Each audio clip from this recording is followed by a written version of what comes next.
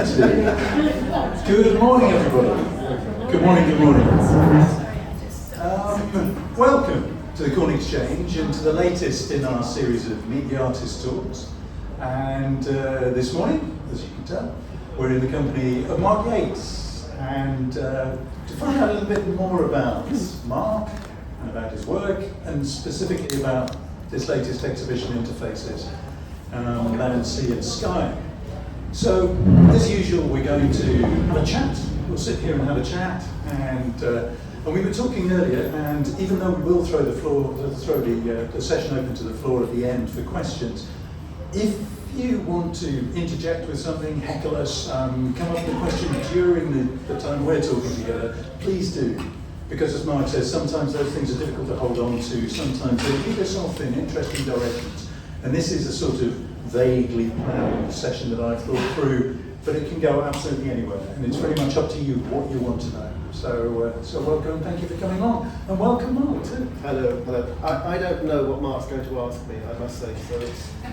Oh, am I not switched on? I'm not sure. That's nothing new there. There we go, no, you need to be up. That's it. Is that making any difference at all? Yes. There we go. Oh my gosh. A little bit closer. I've got to put it right in my mouth. So, I've done a few things before, Mark, and I always like to find out a little bit, to take you back, like psychiatrists in there, take you back.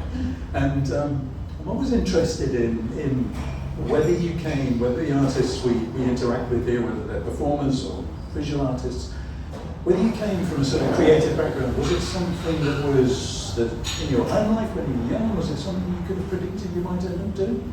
No. It's often a very short answer to that question, so No. expand on that. No, it really wasn't. I didn't really come from a very artistically inclined family. There was a musician. I think my uncle was a musician in a rock band. That's as far as that went. I think my mother was creative, but she didn't make anything, so there wasn't any particular tendencies that I can allude to. Which area was she creative in? Well, I think, and I don't mean this to sound trite, but she took care about the home and her appearance. Right. But she didn't make things what we would call artworks. She was a terrible cook.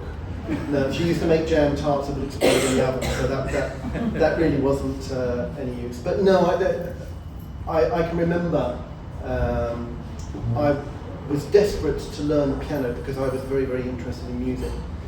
Probably I was about 9 or 10, and my parents refused to have a piano in the house. So I got hold of a cardboard cutout of a piano keyboard, and I would lie it down on the floor, full spread, when they were watching the television, and I would sit there and just do this right in front of them. It didn't make any difference. I never got to get my hands on a piano, but that's about as far as it went, really, I would say. And so was music the first creative thing that you took up? Was that the spark? Because you're obviously not just a painter, you're very much a multidisciplinary artist, musician, very much as well as a painter. And so was it music first? It's really hard to define a point between the two. My memories of music go back particularly to school assemblies. This is in the days when they used to play classical music in a school assembly. It might be a bit of a Mozart horn concerto, or Aida's dun dun dun dun dun dun dun. Doesn't matter what, but I was entranced. I was just entranced with that whole world. And I also got my hands on a recorder and used to furiously play by ear on that.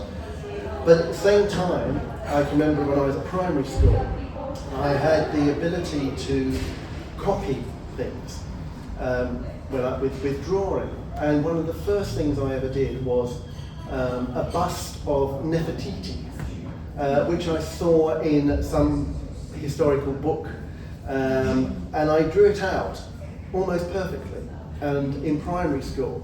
they used to take me aside from lessons and let me draw, because they thought I had a very prestigious, prodigious skill for drawing.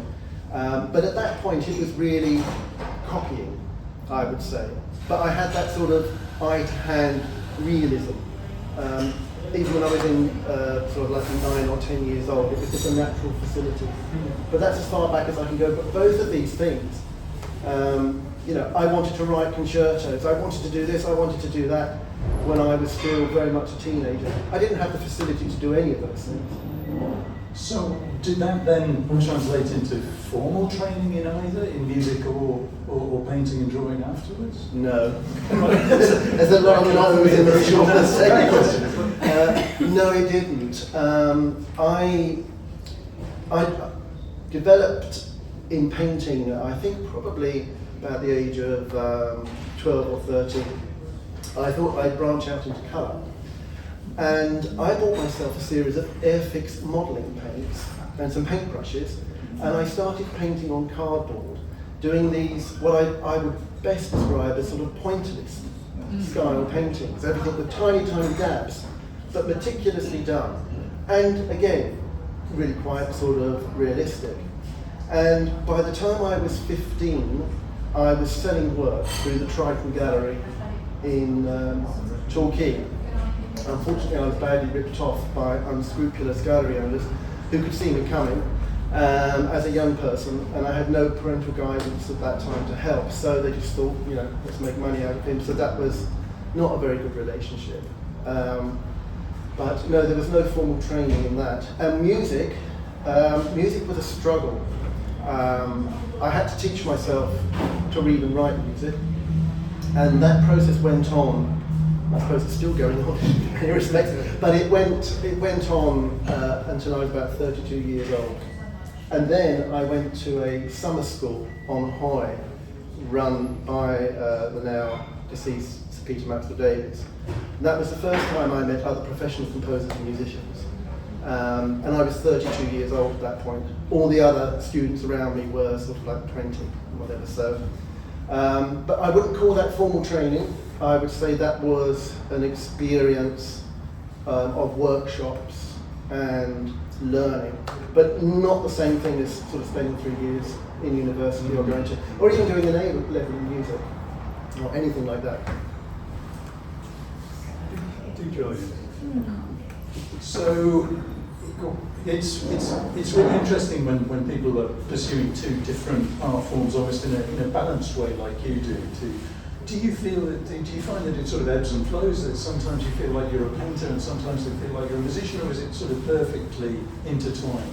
Nothing in life is perfect. No, not perfect. But are they very much intertwined? They're very, very much intertwined. But I would say that the priority goes where the urge leads, or the commission, or the opportunity. So there is never a perfect amount of composing and a perfect amount of painting in any given day. Sometimes there'll be 3 weeks in the studio painting and no composition. Sometimes there'll be 3 months composing and no painting. Sometimes there'll be a bit of each. It really just depends. But I kind of take the longer view and see them both as being completely integrated. Do you actually have music in the background when you're painting? I do. Yeah. I do, yes. Primarily Beethoven, Haydn, Vivaldi, Why? Vaughan Williams. Why those? Because I like them. And also because they are nothing like the music that I write. Okay. That's not the reason why I listen to them. I listen to them purely for pleasure. Yeah. But I think this goes back to my childhood. When I was painting, when I started out painting, I was obsessed with landscape. And I was also obsessed with the music I had discovered, again, probably when I was about 14, of Vaughan Williams and Moira Bax. And I found all this very, very landscape-orientated music. It was brilliant to work with landscape painting.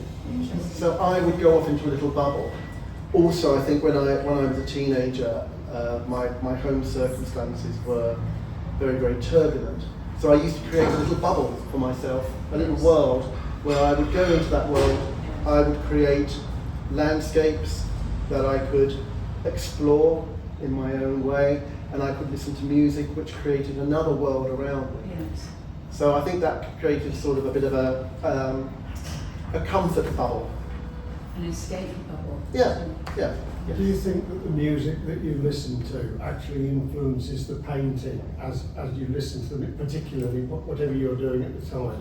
Do you think it influences that, or are they entirely separate? Well, again, I'm afraid the answer is very complicated, and I have to say yes and no. I would say every single experience in life influences what you make as an artist. Every single experience.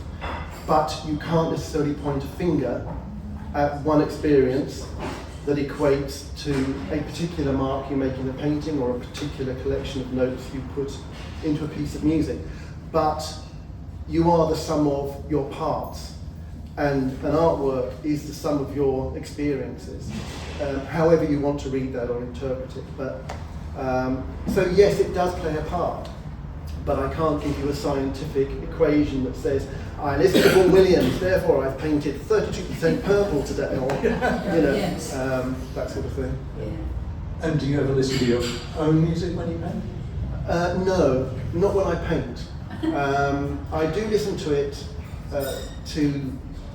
to assess it. Usually when I'm lying on my bed, and then I tend to fall asleep.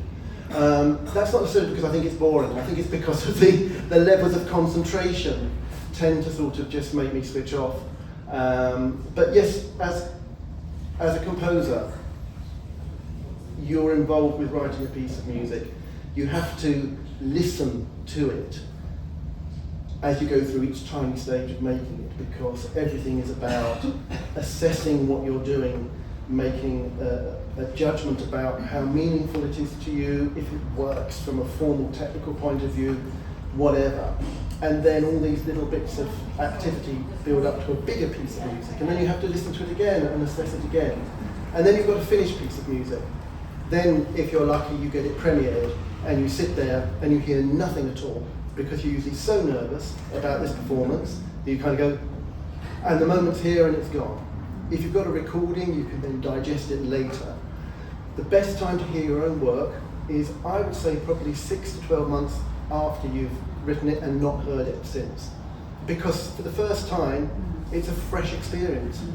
If you can remember every detail when you're listening to something, you're not really in the best position to objectively analyse it.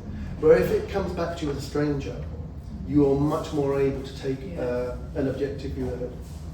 Do you find that's true of a body of visual artwork that you? Absolutely, yeah. Yes, yeah.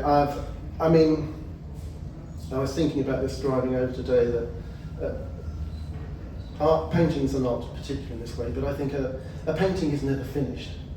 A painting is only completed because I have decided I've done enough. But there's a difference between actually having something which is totally finished. Perception is an evolving thing throughout life. What you saw as a teenager, what you appreciated as a teenager, may be anathema when you're older. You can't always understand why you like something then and you do now. All opinions about your own work are not fixed entities, they're not facts. They're malleable, fluid things. So yes, you can paint a painting, and even a painting that you thought at the time, well, that's not really that good, but I've done enough. If I do any more, I'll ruin it. And then you can look at it or see it unexpectedly several years later and think, well, actually, I think that's rather good.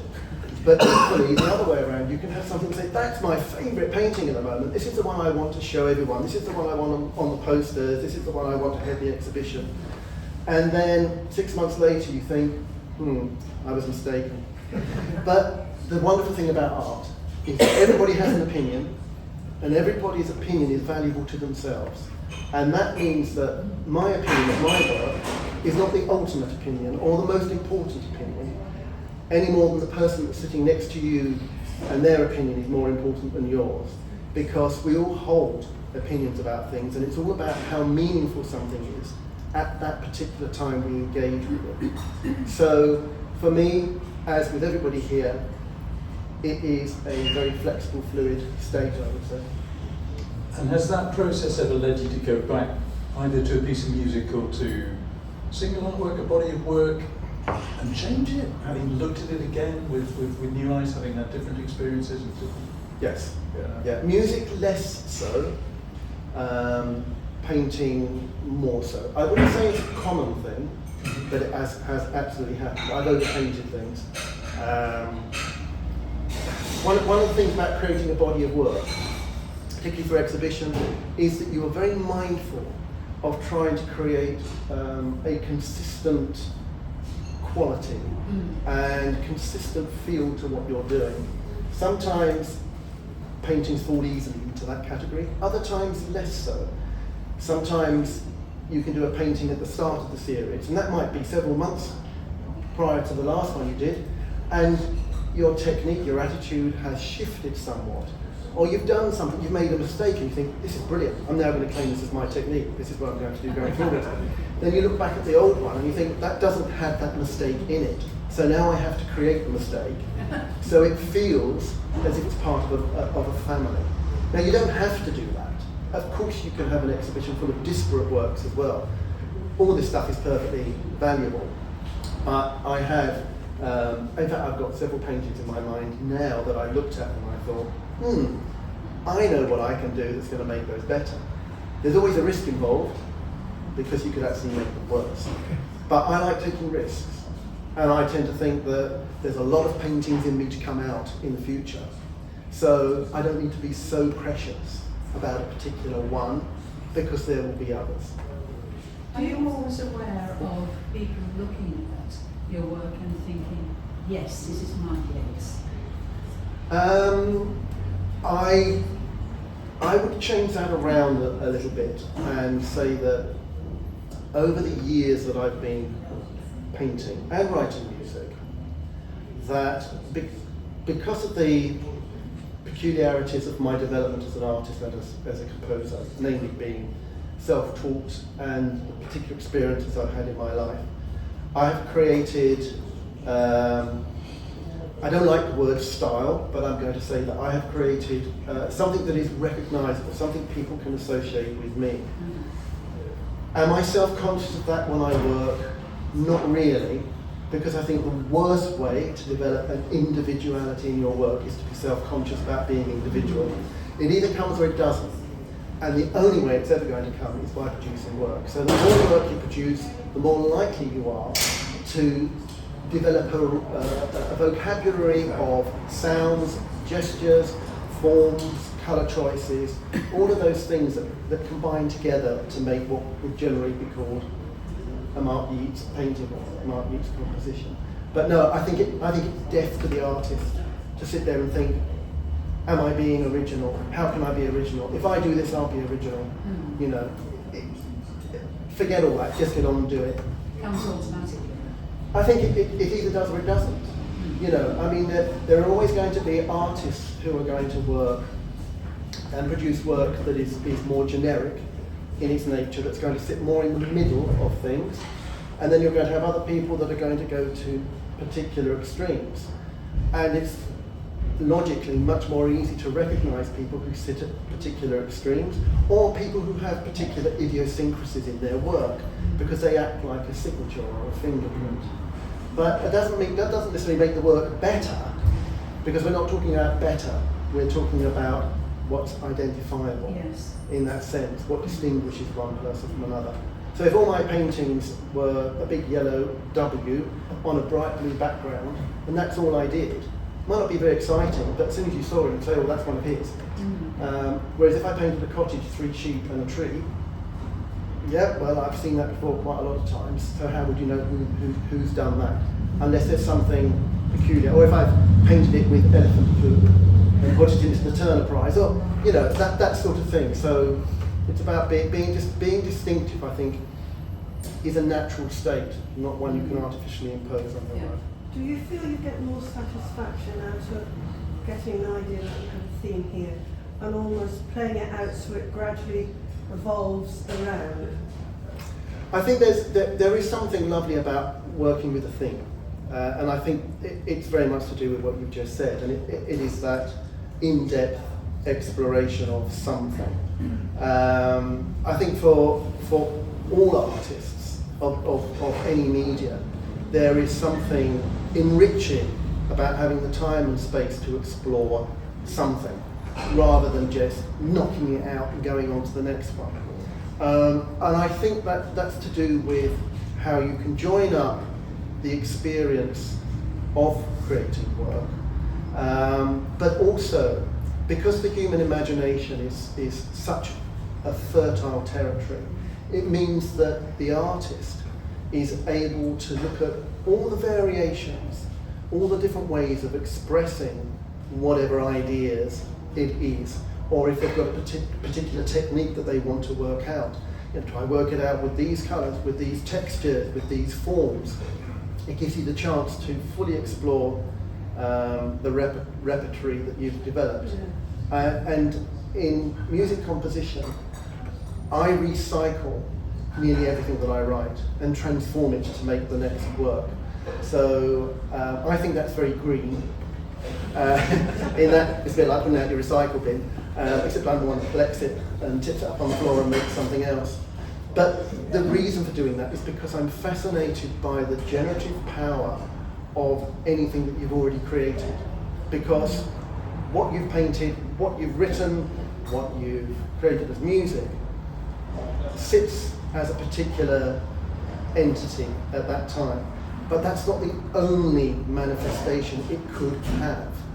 And the artist or somebody else can look at a particular work or listen to something and be inspired by that, and then go and take some of those ideas and make them in a different way. So again, I think that's the joy of having a theme. You can constantly evolve ideas and tap into them and develop them and exploit them for everything they've got. As Paganini found out. I mean, if you think about the number of variations on that theme by Paganini that people have done, that's just such a tribute in a sense to the strength of that individual idea, that so many people have taken that as a starting point. And then again in music, particularly if you listen to Haydn, if you listen to Beethoven, again those signatures you hear across works, Bach particularly, again recycling all the time, different contexts, different combinations of voices and instruments, and it's a wonderful way to explore it. I think also with the composers you've mentioned, they lived at a time when culturally composers wrote very much within certain confines. There were do's and don'ts and certain behaviours, and although the richness of their imaginations created the variety of repertoire, there wasn't really a great fracturing. You can see the lineage between Haydn and Mozart, Beethoven and then Schubert and on. In the 20th century, particularly after the First World War, there was a huge fracturing of everything, because all the givens about how the world worked, what human values were completely thrown apart when it was clear what humans could actually do to each other and how terrifying that was. And there are some commentators who feel that art foresaw that in various movements within painting and music. But certainly in the 20th and 21st century, there's been a huge fracturing of technique and the nature of how music and painting can be. From Tracey Emin's bed to conceptual art, piece of string with a light bulb on it, to totally realistic types of painting, to music that's just noise, to people that write in a style that Mozart was writing in, to the avant-garde and the squeaky gate stuff, which I'm kind of more associated with. So there's a huge variety and fracturing now. But still, the thing that I think one has to hold on to in all of that is the human imagination and the creative spirit. It's absolutely self-generating and infinite, I would say, in the variety of what can be produced. And that's what also excites artists, because I think an artist can see in themselves that there is this massive variety of things. You write one piece or you're painting one piece and already you've got ideas about the next one. And things bounce off one to the other. And you can get into this sort of circuit where you think, like I do, well, you know, have I got enough time in my life to actually do all the things I want to do? The answer is no, I haven't. But I'm going to work bloody hard in the meantime to try and get as close to that as I possibly can. So you have a theme, landscape in this case, and you mentioned landscape as being a Seascape. strong theme. Seascape. Seascape, sorry. But it is the interface between lands. It is the interface, yes. You Yes, said, all right, trying to I'll let defend you on. it. But you have that theme, and I'm interested in where that starts. So technique-wise, so is this, for example, in landscape painting, does it start plein air? Does it start with going out to these places and working in them? So take us to the way it evolves. Everything I do starts with my body. And that lovely word, embodiment. And what that means is that, going back to what I was saying about experience, in my life, like many people, I've walked, I've explored, I've experienced certain places. And with some of these places, I've created a real bond. And that bond has been so strong that I have wanted to try to regenerate the experience that I had in that landscape in another medium. Now, I know my paintings are not the sea, they are not the land, they are paintings. And my music is not the land either, it is music. These are things in of themselves. They are physical, sonic, and paint and art making. But it's all to do with me making things that remind me of places. And I would say that of sound as well. But of course, because my paintings sit in a territory between things you will recognise and things that are more abstracted, sort of all brought together, you can look at a painting and you can say, oh yes, I can see where the sky starts, where the headland is, I can see where the waves are, and blah, blah, blah. When you listen to a piece of music of mine, you can't do that sort of thing because it doesn't have that sort of symbolic reference. It's very, very abstract and it's all sound. But that doesn't stop you creating a meaningful relationship with the sound that may or may not refer to landscape. See, I always think of music as a landscape anyway, because I think you, like a walk, you can't experience a walk in an instant. You have to go through time, you have to walk it. It's a temporal experience. And listening to a piece of music is exactly the same. You cannot grasp a piece of music in the moment. Not the same as you can look at a painting and look away. You've taken on quite a lot of information. You do that with a piece of music and you've got 1 second of it. Well, what does that tell you about what's going to happen on second 2 or 3? Absolutely nothing. So you have this wonderful temporal relationship with sound. So I think that these things sort of, I forgot what the question was now. Really about just how you get from the point of theme to the point of, and you That's were right. saying it was embodiment. It's embodiment. And when I'm in the landscape, I'm aware of physical sensations that I feel. I mean, some of those are to do with the acts of walking, traversing the landscape. A lot of these feelings are automatic, out of my awareness. They sort of affect me. Ambience. What is ambience? You can't sort of pick it out as a scientific fact, but it's something you can experience. Something your nervous system experiences, something your brain processes, and something you can associate with being meaningful to you. When I paint, everything that's in here, in my brain, all those stored experiences, come through my body. Everything I make is through my body. The brush marks, they're all to do with the fact that I'm right-handed, that I move in a particular, I have this particular radius of movement. I'm a particular height. It's a dance, if you like. It's a choreography of mark making. And I think with music as well, there are all these things inside my brain, as there are with everybody's, that make me form gestures in a way that is related to the way that I write that I create paintings. There are lines and forms and shapes. But the most important thing about all of that is what is meaningful to me. And the last point I'll say about that is that there is no meaningfulness equivalence between a painting and a piece of music or a dance. Not in fact. If there's any equivalence, it's created subconsciously, and it's created because of the meaningfulness that you have. You have generated yourself.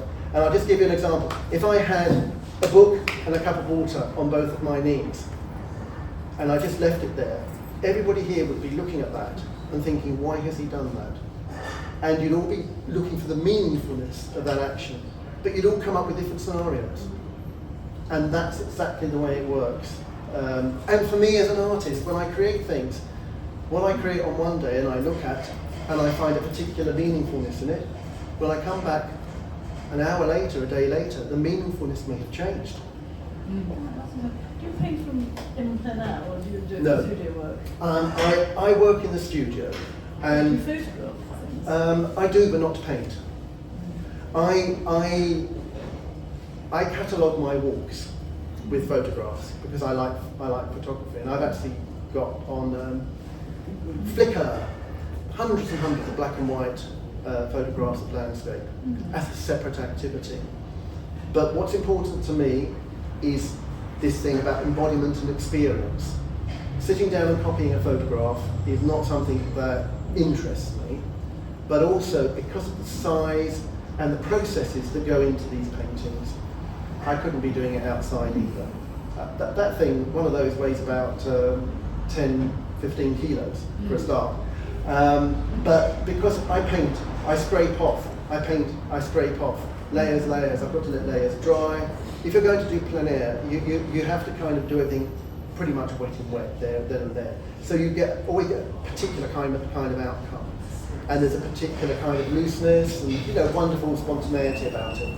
But that's not how I work, and I never have. But I do draw plein air. Saw the video. Yeah, and that's because there's a connection between what I see, my body, and the gestures on the paper that can go zip, zip, zip.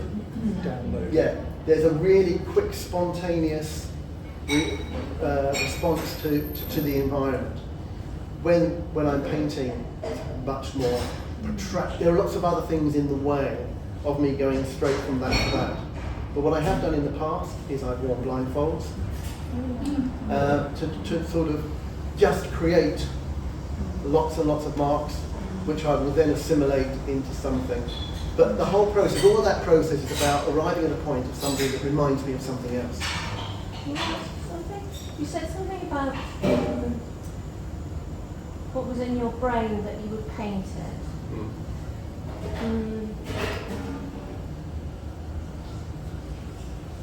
But in the creative process,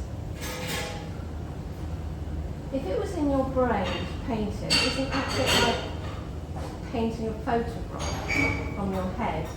Whereas my experience of painting, and I know it's very limited, is that I don't know what I'm going to paint. I just allow. Yeah. Okay, well then I need to qualify what in my head means. Okay. In my head doesn't mean a finished article. In my head means a sense of place, or a resonance, or an ambience, or a sensation, or a memory. And I too, when I start off on a painting, create randomized surfaces. I do much the same when I start off with pieces of music as well, depending on what the piece is. But I work towards something I recognize. I don't start from the point of view of something I recognize and then enhance that, because it never comes about. It's about something that emerges.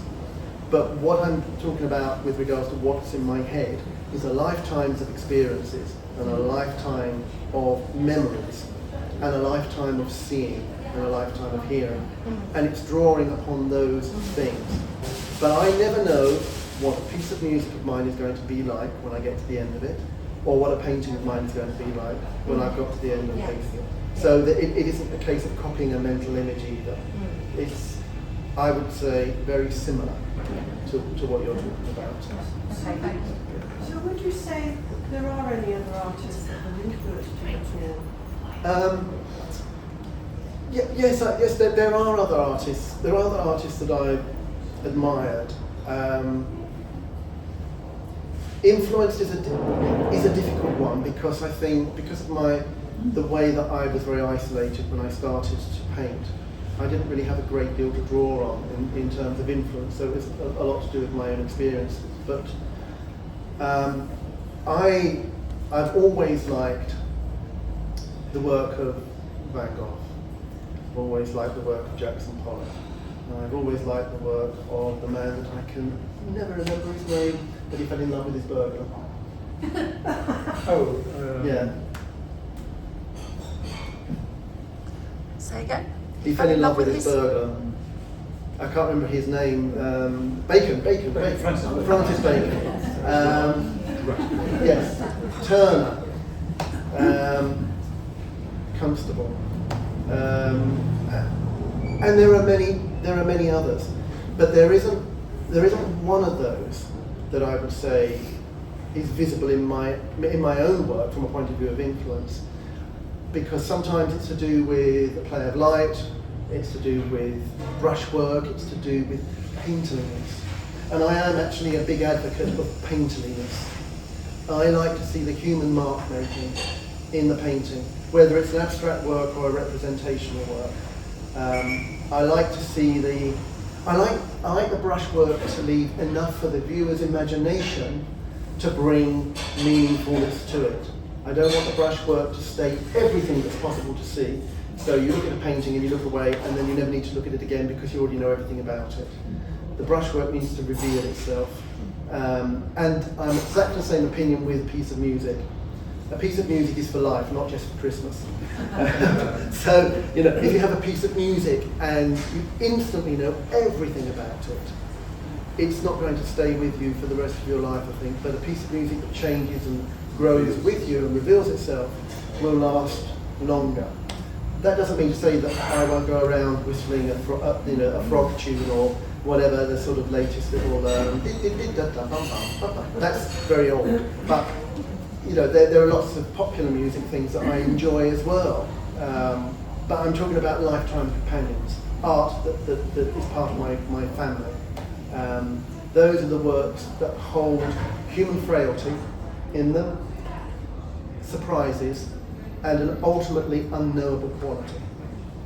But it's amazing how even those simple tunes that seem sometimes very throwaway, you recontextualise them. Like they're being used in a horror film or something, and suddenly what was that little ditty suddenly takes on the darkness. And it's again, things can just be recontextualised all the time. It's really good.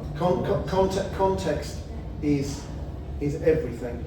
And again, with painting or music composition, you can add another brushstroke, you can add another few notes here or there, and the context can change things absolutely dramatically. Because art, I think making art is about finding the context of things and balancing those in a particular way, but not necessarily in the only way. Do you mean? Oh, sorry. So I have to admit that I was kind of in on the kind of genesis of a lot of this, wasn't I? Mark and I have been friends for quite a long time. But it's still so interesting that I can still sit here after so many years and still find questions to ask you. So when I look at these paintings, they're so vital and they seem so spontaneous and so as if they were painted really so quickly and with such ease. But I would like to know whether it is as easy for you as they look and where any point of struggle with finding a language or a single mark? I would say each painting has a different story. There are some paintings on this wall that I would quite like to kick. There are others that came so easily I was shocked. I don't have control over that, and I still don't. And I think I would be worried if I did, because a lot of the things that I learn about painting come through the struggle and come through the errors and the mistakes. That's how my technique grows. The things that I get right teach me nothing, apart from, well, that's good, you're really good, aren't you? Yeah. But that doesn't really help. You want something that tells you that you're not very good, so you go and try it again. So what are the things that would make you think that you're not very good? Which is ridiculous, by the way, to even think of it. I think that's a multifaceted question, and some of those things are to do with technical elements, to do with balance and structure, form, colour, and the other is to do with the more amorphous things about meaningfulness. It has to speak to me in a sufficient way for me to feel that I've completed my task. And if it doesn't speak to me in that way, I haven't completed it. Then I start kicking it. Or I put it in the naughty corner. And in my studio, there is a naughty corner for the paintings that are misbehaving, and I turn them around and I point them at the wall for about 3 weeks. And then after 3 weeks, I will turn them around again and look at them. And if I don't see a way out, I give them a good kicking and put them back in the corner. But, I think that's the way that the struggle works. Now, as for spontaneity, I bring that back to body, because when I'm painting, I like to throw the paint about. And part of that is to do with an act of play, part of it is to do with an act of serendipity. Now, serendipity by itself means you can put anything anywhere. The skill with serendipity is noticing the potential of what you have and framing that, moving it on, or just leaving it as it is. But it also involves risk, because in throwing things about, you don't know quite what you're going to get. But if you can see certain actions of my body in these paintings, including the direction I've scraped things, or a brush mark where I've just gone, this one, where is it? That one. You can see that I got a brush and I went over wet paint. And I did that and I thought that's exactly what I would have liked to have got. I didn't know it was going to be exactly what I did get because I couldn't calculate all those elements. But I liked it. If I didn't like it, I would have had to scrub it out, repair it, and start again. But it's about having the confidence to make a broad gesture and taking the risk, but at the same time, knowing for yourself when that's too much or too little. As a painter, sometimes I have bad times and I think I'm shit. Like everybody else, you kind of thinking, oh God, what am I doing? Why am I doing it? Other times, when the painting is going well, I feel on top of the world. I just look around me and I feel completely in tune with my experiences of the world. But it's never a static state. It's up and down, and like anybody else, I'm prone to insecurities and fragilities of being a human being. Does that? That's gone a good long way, Mark. Thank you. Thank you. I was just wondering, it looks like you've used a fairly limited colour palette across. Is that something you tend to do all the time, or just for this series?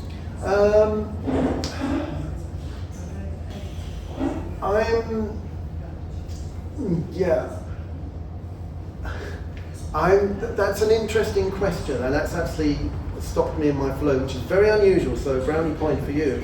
I would say that there is a colour palette consistency, absolutely. But if you look within the paintings, that there is, look at that one for instance, that sort of purpley one. You look at the range of colours that are in there, and and that one, and I wouldn't say they were limited, but I think this is to do with optical context, by which if you combine a multitude of colours together of certain hues, you start to navigate towards an optical grey.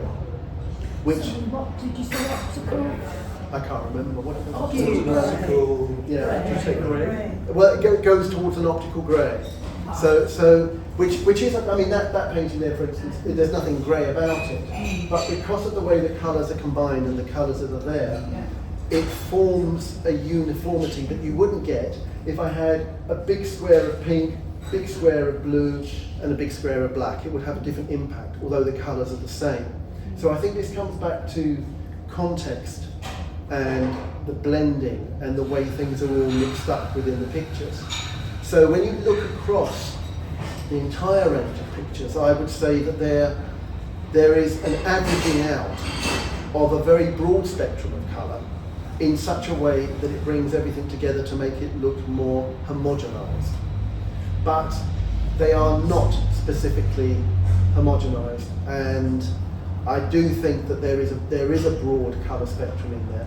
But there are some colours I use less than others by the same thing. So I'm not a huge user of yellow, and I'm rather more restricted on the greens, but not entirely. I'm a much bigger user of blues, and I quite like reds and browns and those sorts of colours. But yeah, I would say that they are, probably you'd appreciate the colour more so if they were individually seen rather than all together. But then, you know, you listen to 5 Mozart symphonies back to back, and they all run into one another, and they all sound like the same thing. You listen to on their own and you sing along to the tunes, you see they're very different. But again, it's about the context. You get too much of any one thing, and it can, you know, if this was an exhibition that had involved a bit of me doing some sculpture, and I was doing a bit of a dance in the corner, and then there was a video display, you'd have more things to sort of draw upon, which would make them slightly more contrasting, I think. But it's a very interesting question. So I agree with you on one level, that I think when you see them all together, there is this sense They're harmonised. they are harmonised. But I think if you actually analyse them individually, the ranges of colours are quite extreme within that. Can I ask, do you start with blue? Do you start with a blue canvas? Well, the canvases are always white to start with, and then I cover them with mark making of all sorts of colours. I mean, I literally load up my palette and get my palette knife, and then just squidge things about. I have a frenzy, and I quite like my frenzy days. And underneath my easel, there's a large plastic mat, which really does look like a Jackson Pollock, because everything has fallen onto it. But no, I don't start off with any sort of hue at the back and work through that. It's completely arbitrary and random starting point. The mat may become an artwork in its own. Sorry, my microphone's run out of battery. The mat may become an artwork in its own right. You never know. I worked with an artist once who exhibited his boots eventually, because he used tremendous amounts of mark making, and eventually his boots became artwork. Yeah. I don't think he sold it, but I it was was. thinking about the room when you do it, and you were saying do stuff everywhere. Yeah. Yeah. Well, it's a great studio. It's worth a visit. Well, it's open. My studio is actually open to the public during Dorset Art Weeks. Venue 188. Well worth a visit. And it's the top of a barn, up some very slippery steps, I must say stone steps, and there are no amenities whatsoever. It's a savage environment. But I will be there for 2 weeks, more or less. All the details will be in the Dorset Art Weeks thing. But it's, the mat, I took some photographs, and I think I put some onto Instagram, and I said, look, I've been making a Jackson Pollock. And also my t-shirts. I wear t-shirts and I clean my brushes on my t-shirts, because I can't be asked to walk over to the other side of the room to clean the brush and a bit of cloth, so I do this. And my t-shirts kind of got this. Well, do you know, I was thinking they'd probably do very well. Artist t-shirt, £500. Unwashed, you get even more money then. But yeah, it's, you make things. You make things when you're making things, as a consequence of making things. And even, I've always been fascinated by composers' desks, for instance. If you were to take a photograph of someone's desk with a coffee mug, the bits of paper where they've got sketches on computer screen, and then some pencil shavings, and everything, I think, everything can be an artwork given the right context and the person that looks at it. But that doesn't mean to say that everything is art, because it takes somebody to actually say this is a piece of art for it to be art. Up until that point, it's just whatever it is. But lots of artists have taken that point that anything is, I always want to put in Duchamp, but it's not his name. The toilet. Yeah. You put a toilet on a wall in an art gallery and it becomes a work of art. Put it in as another urinal in a French public toilet, and it's a urinal in a French public toilet. And I think that proves the point that it's about the context that makes art, and it's also what the viewer brings to it that identifies it as art. And that again comes down to this individual taste thing. If you're a person who looks at a picture and doesn't think that it's art, I don't know what you might think it is, but if you don't think it's art, then for you, it isn't. But it's an interesting human trait, which comes back again to this word I keep using, meaningfulness. If we bring meaning to something, then that something is elevated from its previous state because you've recognised it. And that's all it takes to actually change its status in that way. Well, I do recommend going to Mark's studio, because I think that sense of entering into an artist's world, and the reason that they end up in museums, and the way that Thomas Hardy's study is in the museum next door to here, the Frink studio has been preserved, Bacon studio has been preserved. It is so fascinating to just see that place in which that creativity took place, to see it, as you say, composer's desk, the pieces of work, the sketches, the unfinished, just to try and put yourself into those shoes and say, there was a moment in this space in which that happened, that creative element to the place, which is so fascinating to all of us, particularly to those of us who don't do that, who aren't gifted with that ability to say, well, wow, what was it about that space that made that creative moment possible?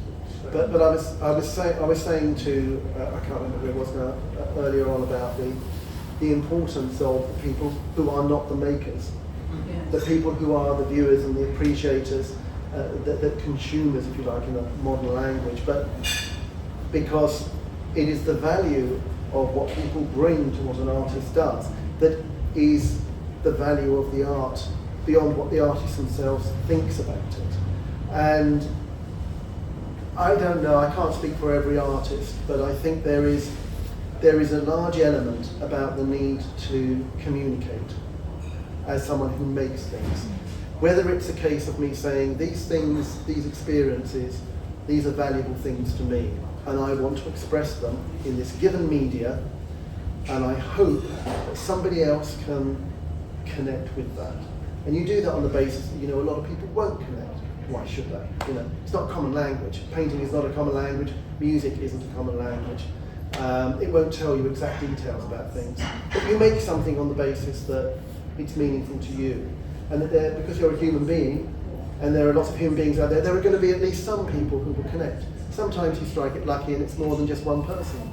Can I ask you that, it sort of brings full circle back to what you were starting with, you being a child and the piano lying down on the floor and your parents not being creative as such.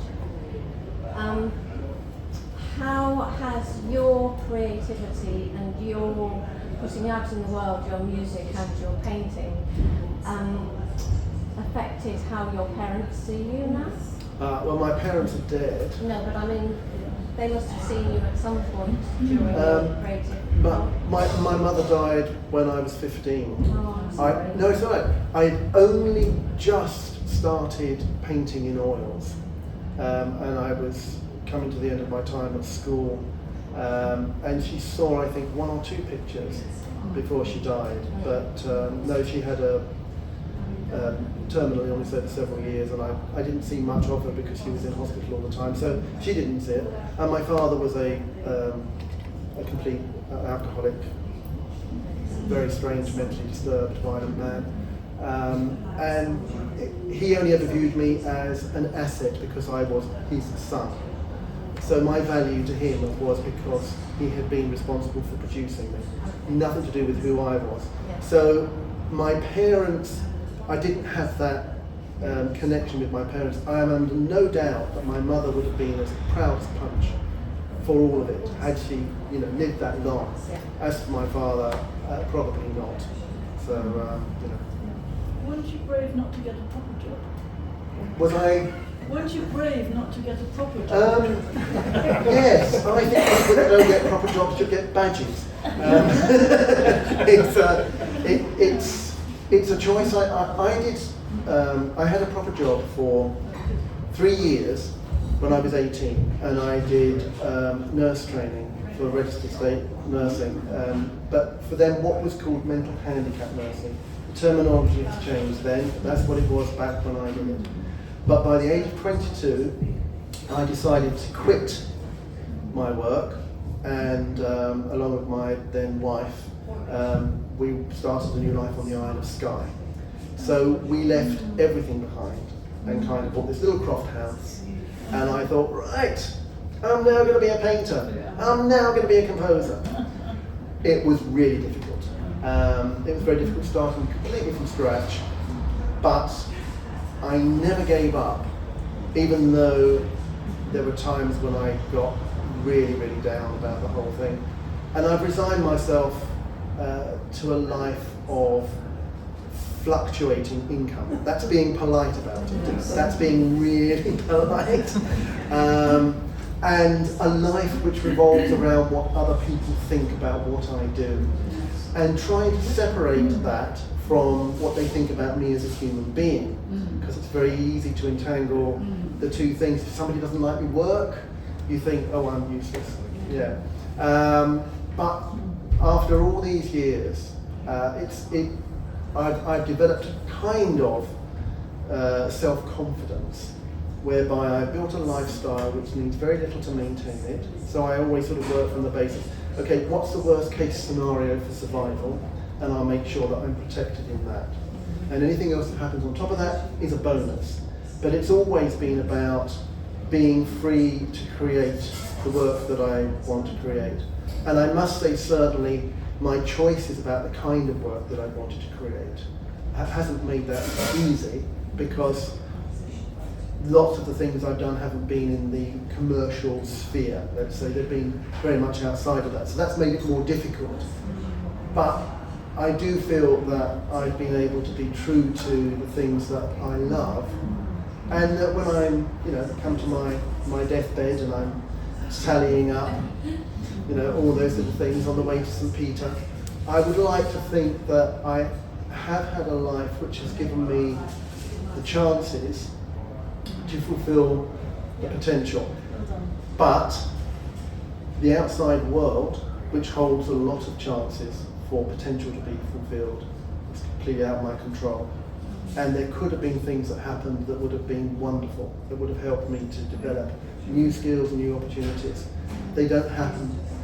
So you have to be very self-resilient, and you have to find ways of making things happen yourself or with other people who are similarly minded. And you go forwards like that, and it becomes your life. It becomes the life that you know. Most artists live on the edge, the financial edge, that is. And some artists can have certain kinds of part-time work, and then they, you know, still have the other part of the time where they create their work. But it's never easy. Very, very few are. In fact, I don't know any artists, apart from a few who've been born with silver spoons in their mouths, who've gone into it with small fortunes. I don't know any other artists who don't struggle. And I know an awful lot of artists who've given up because of that struggle. And that struggle is even worse now than it was 5 years ago, 10 years ago. It's just getting worse and worse and worse for artists. Anyway. Well, but we're very glad you stuck at it. Yeah. Because it's a real privilege to show your work here, it really is. And the reactions have been so wonderful for people coming into this space and seeing it. And thank you for coming and sharing so much about where that all came from, where you are now, how you do what you do. And obviously you'll be around now to have a chat with people. But thank you so much, Mark. Absolutely fascinating to hear all that. My pleasure.